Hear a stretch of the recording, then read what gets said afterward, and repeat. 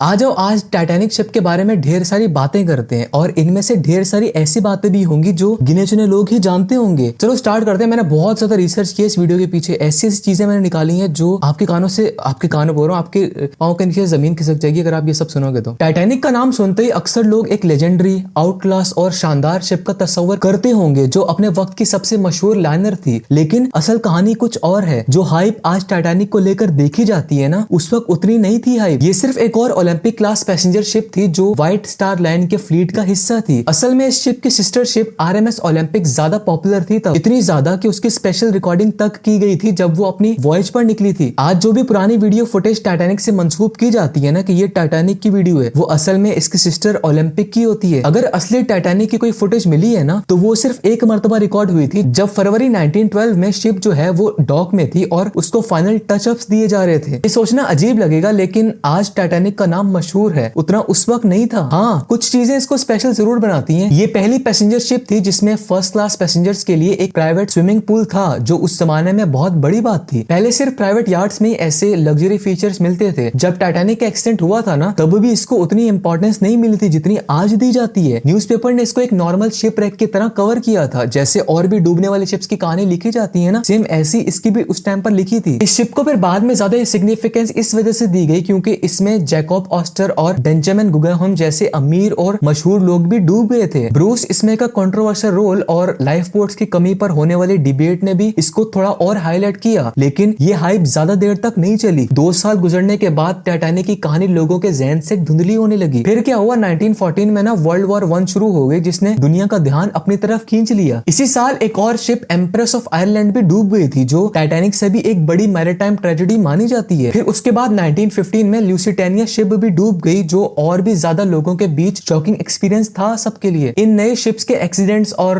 World events और इस सब की वजह से ना टाइटैनिक की कहानी आहिस्ता आहिस्ता दबती जा रही थी। बहुत कम जगह इसके बात हो रही थी। आज जो टाइटैनिक का क्रेज है ना, वो असल में हॉलीवुड फिल्म्स और डॉक्यूमेंट्रीज की वजह से वापस आया है। वरना बहुत ज्यादा पॉसिबल था कि टाइटैनिक भी एक भूल जाने वाली कहानी बन जाती जो सिर्फ मैरीटाइम हिस्टोरियंस ही याद रखते। मुझे ये सोचकर ही ना बहुत ज्यादा पेन हो रहा है कि मतलब लोग टाइटैनिक के पैसेंजर्स को लेकर सैड हो रहे हैं कि ठंडे पानी में अंधेरी रात में उनकी डेथ्स हुई हैं। सोचो अगर टाइटैनिक पर मूवी ना बनती और किसी और शिप पर बन जाती, फॉर एग्जांपल लुसिटानिया पर, तब आज वो मशहूर होती और हर तरफ सिर्फ उसी शिप के पैसेंजर्स की बात हो रही होती। टाइटैनिक को ना पॉपुलर मीडिया ने बनाया, इससे पता चलता है कि मीडिया का क्रेज बहुत ज्यादा है। खैर, अपनी बात को अपने कंटिन्यू करता हूँ कि टाइटैनिक के डूबने के 15 साल बाद तक कोई उसे याद नहीं कर रहा था। सब उसे तकरीबन भूल ही चुके थे। लेकिन फिर 1927 में टाइटैनिक की कहानी थोड़ी सी वापस जिंदा हुई जब एक ब्रिटिश फिल्म एटलांटिक रिलीज हुई। ये उन पहली ब्रिटिश फिल्म्स में से एक थी जो साउंड के साथ बनाई गई थी, लेकिन डायरेक्टर ने असल टाइटैनिक का नाम चेंज कर दिया और एक पुरानी white star line ship Atlantic को बेस बना दिया जो 1873 में डूब चुकी थी। टाइटैनिक की असल पॉपुलैरिटी 1953 के बाद आनी शुरू हुई जब पब्लिक और फिल्म मेकर्स का इंटरेस्ट इस कहानी में बढ़ रहा था। लेकिन जो फिल्म ने इसको असल लेजेंड बनाया ना, वो थी अ नाइट टू रिमेंबर जो 1958 में रिलीज हुई। अब सवाल ये उठता है कि टाइटैनिक को असल शोहरत मिलने में इतना वक्त क्यों लगा। इस बात पर बहुत सी थ्योरी सामने आई है। एक थ्योरी ये कहती है कि टाइटैनिक का डूबना किसी भी दूसरी मैरीटाइम ट्रेजेडी से बहुत अलग था। ये फैक्ट कि ये शिप अपनी पहली वॉयज पर डूब गई और इसमें दुनिया भर के मशहूर लोग सफर कर रहे थे और इसका डूबना दूसरी ट्रेजेडीज की तरह उतना वायलेंट नहीं था, इसने इसको एक और भी बेहतरीन कहानी बना दिया। दूसरे शिप रेक्स की तरह इसमें कोई जंग नहीं छिड़ी, कोई एक्सप्लोजन नहीं हुआ और हर तरफ सिर्फ एक अजीब सा सुकून था जो इस टाइटैनिक शिप के डूबने को और भी ज्यादा हॉन्टिंग बना देता है। अच्छा, एक टाइटैनिक सर्वाइवल था, बहुत खुशनसीब इंसान था वो। उसका नाम था विलियम क्लर्क। ये ना टाइटैनिक और एम्प्रेस ऑफ आयरलैंड दोनों ट्रेजेडीज से बचा था। खैर, इसका इंटरव्यू लिया गया था और इसने कहा था कि जैसे एक मासूम बच्चा नींद में जा रहा होता है ना, नींद में आहिस्ता आहिस्ता डूब रहा होता है, सेम ऐसे ही टाइटैनिक भी एक बच्चे की तरह आहिस्ता आहिस्ता डूब रही थी, जैसे नींद में जा रही हो। ये जब स्टेटमेंट मैंने इस बंदे की सुनी ना इंटरव्यू में, तो मैं हिल गया अंदर से। मतलब आप इमेजिन करो वो स्टेट जब ये शिप आहिस्ता आहिस्ता डूब रही होगी, उस वक्त लोगों की क्या हालत हो रही होगी। खैर, विलियम क्लर्क ने बताया कि जैसे टाइटैनिक एक बच्चे की नींद में जाने जैसे डूब रही थी ना, वहीं दूसरी तरफ इम्प्रेस जो थी ना, वो एक सुअर की तरह गड्ढे में डूब गई। ये कंपैरिजन बताता है कि टाइटैनिक का डूबना जितना ट्रेजिक था उतना ही सड़ियल भी था। शिप के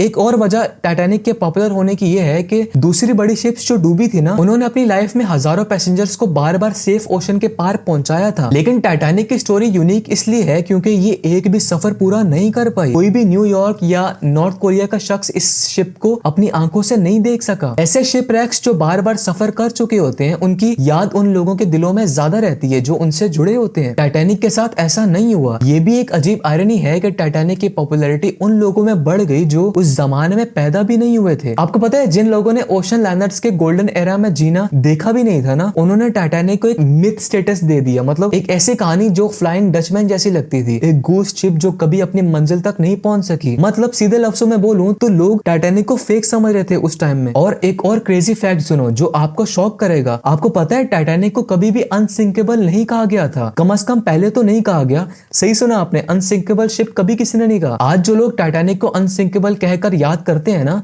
असल में ये उसका पहला इंप्रेशन नहीं था। बहुत कम जगहों पर ये लफ्ज टाइटैनिक के लिए यूज किया गया था जब ये बनी थी। 1911 में द शिप बिल्डर मैगजीन ने इसको प्रैक्टिकली अनसिंकेबल कहा, लेकिन व्हाइट स्टार लाइन ने कभी भी इसको ऑफिशियली इस तरह एडवर्टाइज नहीं किया। ये कॉन्सेप्ट असल में टाइटैनिक के डूबने के बाद फेमस हुआ और इस ट्रेजेडी को और भी ज्यादा आयरॉनिक बना दिया गया। और एक और क्रेजी फैक्ट सुनो, आपको पता है जैसे सिम्पसन कार्टून्स फ्यूचर की प्रेडिक्शन करते हैं ना, और वो सही भी हो जाती है, ऐसे ही टाइटैनिक की भी प्रेडिक्शन एक बुक ने 14 साल पहले टाइटैनिक के डूबने से पहले की थी। हाँ, ये वाकई दुनिया के सबसे अजीब कोइंसिडेंस में से एक है। 1898 में लिखी गई एक नॉवल फ्यूटिलिटी, जो बाद में the rack of the Titan के नाम से जानी गई, ये टाइटैनिक के ट्रेजेडी से मिलती जुलती कहानी सुनाती थी। इस बुक में टाइटन नाम की एक शिप एक आइसबर्ग से टकराती है और नॉर्थ अटलांटिक में डूब जाती है। जो चीज इस कहानी को और भी ज्यादा क्रीपी बनाती है ना, वो ये है कि दोनों शिप्स को अनसिंकेबल कहा गया था और दोनों अप्रैल के महीने में आइसबर्ग से टकराई और डूब गई थी। दोनों शिप्स के पास लाइफ बोट्स की कमी थी और दोनों के साइजेस भी मिलते जुलते थे। कुछ लोग कहते हैं कि इस बुक के राइटर मॉर्गन रॉबर्टसन ने किसी तरह फ्यूचर देख लिया था, जबकि दूसरे लोग इसको सिर्फ एक इत्तेफाक समझकर छोड़ देते हैं। लेकिन जो भी है, ये लिटरेचर की सबसे अजीब और अनसेटलिंग बातों में से एक है। अच्छा खैर, एक और न्यू बात बताता हूँ आपको टाइटैनिक के बारे में। आपको पता है टाइटैनिक के डूबते वक्त एक ऐसा हीरो भी था जिसने अनजाने में बहुत सी जिंदगियां बचाई थी। देखो, टाइटैनिक का डूबना ना एक तबाही था, सब मानते हैं, लेकिन एक आदमी ऐसा भी था जो ना सिर्फ इस ट्रेजेडी से बचा बल्कि दूसरों की भी मदद की, और उसका तरीका बहुत यूनिक और बहुत अजीब था। इस बंदे का नाम था चार्ल्स जोगिन, जो टाइटैनिक का शेफ बेकर था। उसने एक इम्पॉसिबल चीज कर दी, वो नॉर्थ अटलांटिक के ठंड भरे पानी में पूरा 2 घंटे जिंदा रहा। पर साइंस के अकॉर्डिंग ये पॉसिबल नहीं है, लेकिन उसकी जिंदगी बचाने वाली सिर्फ एक चीज थी, और वो थी शराब। हाँ, ये बंदा उस वक्त हैवी डोसेज ऑफ शराब में था। इसने बहुत पी रखी थी, इसीलिए इसकी बॉडी सख्त ठंडे पानी को भी बर्दाश्त कर पा रही थी। फिर से सुनो मैंने क्या बोला, जॉगिन ने उस वक्त बहुत ज्यादा पी रखी थी, और जबकि अल्कोहल ठंडे पानी में और भी ज्यादा डेंजरस होती है। कुछ लोग मानते हैं कि इसने उसकी बॉडी को रिलैक्स रखने और हाइपोथर्मिया को डिले करने में मदद दी थी। फिर आखिरकार सर्वाइवल शिप्स उस तक पहुंच गई और उसको बचा लिया गया, और ये कहानी टाइटैनिक की सबसे अजीब सर्वाइवल स्टोरीज में से एक बन गई। एक और क्रेजी फैक्ट बताता हूँ आपको। पता है आपको टाइटैनिक की सबसे बड़ी ट्रेजेडीज में से एक ये थी कि इसका हर लाइफ बोट आधा खाली था। हाँ, जो मूवी में बताया गया ना, वो सच नहीं था। ये शिप सिर्फ 20 लाइफ बोट्स लेकर चल रही थी, जो सिर्फ 1178 लोगों को बचा सकते थे, जबकि शिप पर 2224 लोग मौजूद थे। लेकिन उससे भी ज्यादा बड़ी प्रॉब्लम ये थी कि जब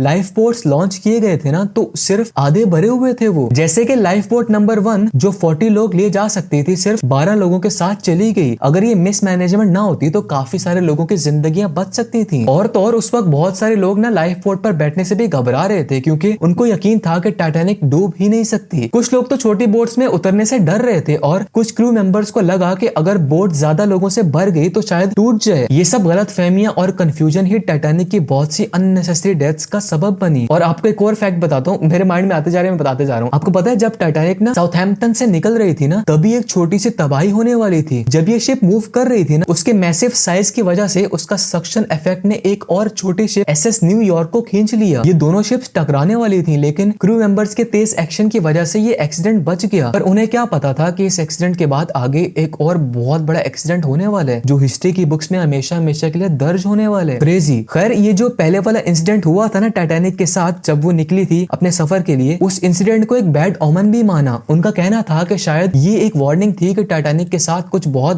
बुरा होने वाले आगे जाकर, पर किसी ने इस पर ध्यान नहीं दिया। और क्या आपको पता है कि एक मिस्ट्री शिप थी जिसने टाइटैनिक को फुली इग्नोर किया था जब वो डूब रही थी। टाइटैनिक की तबाही की सबसे बड़ी कंट्रोवर्सी में से एक है एसएस कैलिफोर्निया का रोल। ये शिप उस रात टाइटैनिक के बहुत नजदीक थी, लेकिन जब टाइटैनिक ने डिस्ट्रेस सिग्नल्स भेजे तो कैलिफोर्नियन के कैप्टन स्टैनली लॉर्ड ने इसे इग्नोर कर दिया। कैलिफोर्नियन के क्रू ने टाइटैनिक के इमरजेंसी सिग्नल्स वाले रॉकेट्स देखे, लेकिन उनको लगा कि ये सिर्फ फायरवर्क्स हैं या किसी और शिप के सिग्नल्स हैं। जब तक उनको रियलाइज हुआ कि टाइटैनिक डूब रही है तब तक बहुत देर हो चुकी थी। आज भी लोग ये सोचते हैं कि अगर एसएस कैलिफोर्निया ने फौरन मदद भेज दी होती ना तो शायद बहुत सी जिंदगियां बच सकती थी। खैर मुझे लग रहा है मैंने बहुत बोल लिए है, आप सब बोर हो रहे होगे। चलो अब वीडियो को एंड कर देता हूँ, मजीद बोर नहीं करता आपको। बस लास्ट में एक और फैक्ट बताता हूँ टाइटैनिक शिप के बारे में, फिर वीडियो एंड कर दूंगा। आपको पता है जब टाइटैनिक शिप डूबी थी ना तो बहुत सारे लोगों ने ना उसको ढूंढना शुरू कर दिया पानी के अंदर। वो नहीं मिल रही थी, 50 साल 60 साल 70 साल ढूंढते रहे। फिर 1985 में जाकर मिली। और क्या आपको पता है कि 1985 में जब टाइटैनिक का रेक ओशन फ्लोर पर मिला था ना तो ये हर तरह से एक टाइम कैप्सूल की तरह प्रिजर्व था। पानी की गहराई और कम ऑक्सीजन की वजह से बहुत सी चीजें सरप्राइजिंगली सेफ थी, जैसे फाइन चाइना, जूते और शैंपेन की बॉटल्स जो कभी खुली ही नहीं थी। सबसे हॉन्टिंग डिस्कवरी एक लेदर सूटकेस की थी जिसमें छोटी छोटी पर्सनल चीजें थी, चिट्टियां, ज्वेलरी और कपड़े जो आज भी वैसे ही हैं जैसे किसी ने कल रखे हो। सच में बहुत क्रेजी है ये सब। मुझे बहुत अच्छा लगा इस वीडियो को बनाकर, पता नहीं क्यों, क्योंकि मुझे बहुत कुछ न्यू जानने को मिला टाइटैनिक शिप के बारे में। वैसे जो भी है टाइटैनिक शिप का असर आज 100 साल बाद भी लोगों के बीच है। आज भी टाइटैनिक की कहानी लोगों को अट्रैक्ट करती है और इसके डूबने की 1 सेंचुरी बाद भी लोग इसके रैक तक पहुंचने की कोशिश कर रहे हैं और नए फैक्ट्स हर रोज डिस्कवर हो रहे हैं। लेकिन इस बीच एक और दुख और दर्द वाली बात यह है कि टाइटैनिक को खत्म करने वाली रस्ट ईटिंग बैक्टीरिया अब इसको आहिस्ता आहिस्ता खा रहे हैं और कुछ ही सालों में, स्टडीज के अकॉर्डिंग 10 से 12 सालों में ये शिप पूरी तरह पानी के अंदर मिट जाएगी, गायब हो जाएगी, खत्म हो जाएगी। बहुत दुख भरी बात है। मैं चाहता हूँ टाइटैनिक शिप को बाहर निकाला जाए, लेकिन बहुत लोग कोशिश कर चुके हैं। उसको बाहर निकालना नेक्स्ट टू इम्पॉसिबल है। लेकिन चाहे ये शिप खत्म हो जाए, टाइटैनिक की कहानी हमेशा जिंदा रहेगी। पर मुझे टाइटैनिक पर और भी बहुत बोलने का दिल है। मुझे बहुत कुछ इस शिप के बारे में और भी आप सबको बताना है। अगर आपको मजीद जानना है और मेरी बातों से बोर नहीं हुए तो कमेंट्स में बता देना। मेरे पास सच में बहुत कुछ है शिप को लेकर, बहुत कुछ बताने को है। मुझे बता देना, मैं नेक्स्ट वीडियो बना दूंगा, ठीक है? और वीडियो को लाइक जरूर कर देना। बाय।